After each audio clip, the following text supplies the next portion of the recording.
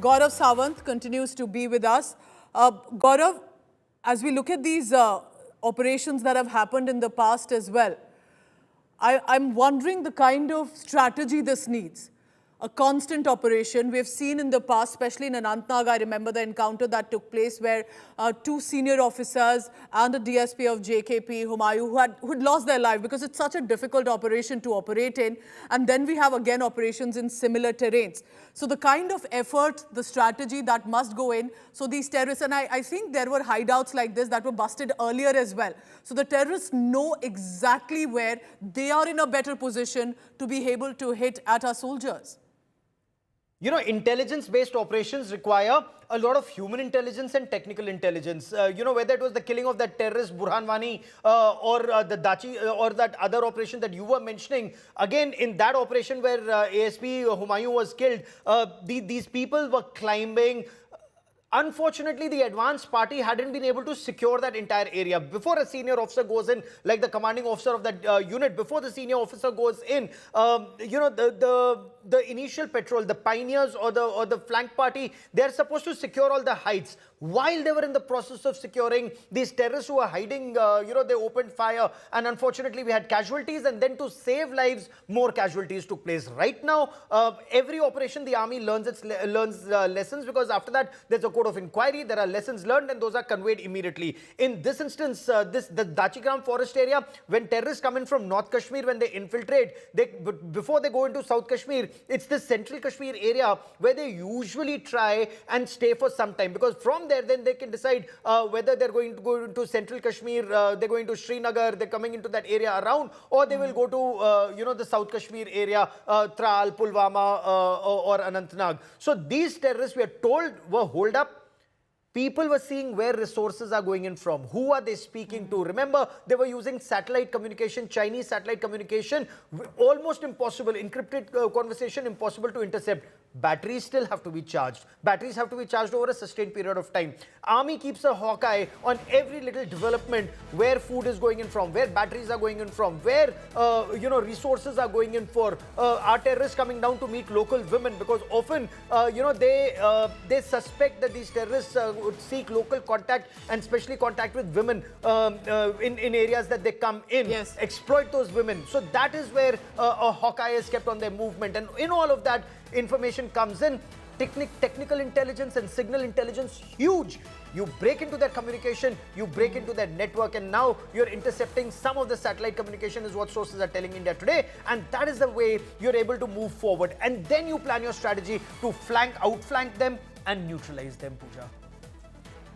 Gaurav is telling us, remember, because it's important to understand, when we often wonder where are the butchers of Pahalgam, where are the terrorists, our soldiers have been repeatedly attempting to go and venture into areas and take a life risk. And therefore, it's important to understand the kind of terrains our soldiers have to deal with. I want to bring in Mir Farid now, reporting live from Srinagar. Farid, what are the details you have confirmed about this specific gunfight that's on? This is Lidwas. It's close to, in fact, the main city. So what are we looking at right now? Well, Pooja, you must be knowing the Dachigam forest area, which is in the outskirts of Srinagar. But Yes. more than the forest area or the area which is very close to Srinagar, this is on the higher reaches. This is a mountainous belt, and this Dachigam area is important because this is the access point. This is critical because from here, the forest area, you can reach many locations of South Kashmir, including Tral, and if you go further, even to the Pahalgam forest area, and then if you move to deeper South Kashmir, even to Kokarnag, and it's a very critical point, and that's why the security forces had been keeping a bird's watch since the Pahalgam attack. Non-stop inputs were coming about the movement of Lashkar group from the area. So we had previously also got inputs about possible contact, but then it was cut and they managed to escape. But today it seems that their luck ran out, and we've been told that 3 have been gunned down. I can confirm to you, all are believed to be non-locals from the Lashkar. Our sources also say that this could even be a joint group of Jaish and Lashkar, where there could be more than 3, there could be 5. 3 have been gunned down. Operations will continue till forces are not 100% sure that there is no one around.